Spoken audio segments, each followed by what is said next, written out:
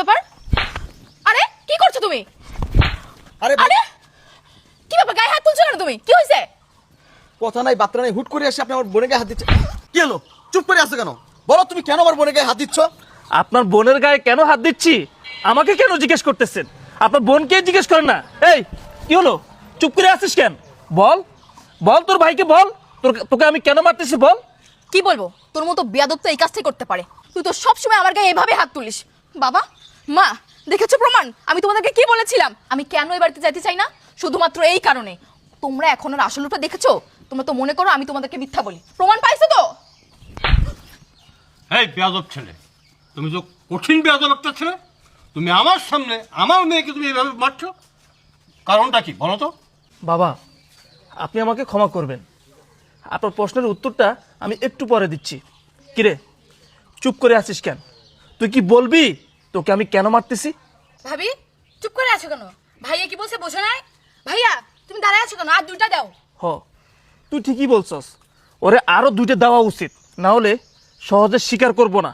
এই তুই কি বলবি? বলবি আমি তোকে কেন মারছি? বলবি তুই? এই ছেলে তুমি তো ভারী বেয়াদব। তোমার শ্বশুরকে অপমান করতিছো, আমাকে অমান্য করতিছো, আবার আমার সামনে আমার মেয়েকে তুমি মারতিছো। কি ব্যাপার?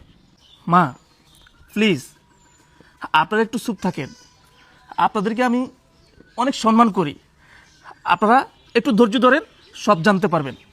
কিরে এই এই তুই কি বলবি? বলবি তোকে আমি কেন মারতেছি নাকি তোকে? এই হয়েছেটা কি তোর? তোমার সমস্যা কি সাজ্জাদ? তুমি আমার সামনে দাঁড়িয়ে আমার বোনের গায়ে হাত দিচ্ছ, আমার বাবার সামনে দাঁড়িয়ে আমার মায়ের সামনে দাঁড়িয়ে তুমি তার মেয়ের গায়ে হাত দিচ্ছ। তুমি তো এমন ছিলে না, তোমাকে তো অনেক ভদ্র জানতাম। আরে তোমাকে নিয়ে তো আমি গর্ব করতাম যে ভাগ্য গুণে আমি একটা বোন জামাই পাইছি। তুমি অনবরত আমার সামনে আমার বোনকে তুমি গায়ে হাত তুলতেছো। কি সমস্যা সেটা তো তুমি বলবা। দেখো সাজ্জাদ, তুমি যদি এখন ক্লিয়ার করে না বলো কেন তুমি আমার বোনের গায়ে হাত তুলতেছো, তাহলে কিন্তু তোমার বিরুদ্ধে আইনগত ব্যবস্থা নেব আমি। আমি ভুলে যাব তুমি আমার বোন জামাই, আমি ভুলে যাব তোমার সঙ্গে আমার অনেক সুন্দর একটা সম্পর্ক ছিল। ভাই আমি আপনাদের সামনে অনেক অন্যায় করেছি, হ্যাঁ আপনারা যেটা দেখেছেন আমি এটা অনেক বড় অন্যায় করেছি, কিন্তু কেন করেছি আমি বলতে চাই না। বোন তুই বল। এই সুমাইয়া, ঘটনাটা কি বলো তো? ভাইয়া জানেন ভাবি কি করছে? দ্বিতীয় রমজানের দিন ভাবি মুরগির মাংস রান্না করছিল। মা শখ করে একটু বাটিতে তুলে রাখছিল ইফতারের পর খাবে বলে। সেটা ভাবি দেখে ফেলছে। দেখার পর সে মাংস মার মুখে ছুঁড়ে মারছে। মাকে অনেক মারধরও করছে, অপমানও করছে। সে অপমান সহ্য না করতে পেরে মা বাসা থেকে চলে গেছে। সেই যে গেছে বাসা থেকে চলে, এখন পর্যন্ত মার কোনো দেখা পাইনি। কি করতেছে কি না করতেছে কিচ্ছু জানি না। এই জন্য আমি ভাইয়াকে কল দিয়ে সব বলে ভাইয়াকে আসতে বলি। ভাইয়া আপনিই বলেন, আপনার বউ যদি আপনার মায়ের সঙ্গে এমন আচরণ করতো তখন আপনার কেমন লাগতো? আমার ভাইয়া কি কোনো অন্যায় করছে? কিরে, ওরা যা বললো কথা কি সত্যি? ওরা যা বলছে তাকে ঠিক? চুপ করে আছিস কেন? কথার উত্তর দিচ্ছিস না কেন? নাকি ওদের মতো আমিও তোর গায়ে এখন হাত তুলবো? ভাইয়া ওরা যা বলছে সব মিথ্যা কথা। ওর মা নিজে উল্টা আমার গায়ে হাত তুলেছে, আমাকে মারধর করছে। মারধর করে ওর মা নিজে বাড়ি থেকে বের হয়ে গেছে। আমার কি দোষ বলো? আমি তো কিচ্ছু করিনি। ওরা সব মিথ্যা কথা বলছে। সব মিথ্যা বলছে তাই না? এই ছোটবেলা থেকে কোলে করে তোকে আমি মানুষ করেছি। তোর আচার আচরণ আর তোর ব্যবহার সম্পর্কে আমার ভালো ধারণা আছে। আমি এত কথা জানতে চাই না। মা বাবা, আজকে যদি আমার বউ তোমাদের গায়ে হাত তুলতো কি করতে তোমরা? ও কি অন্যায় করছে?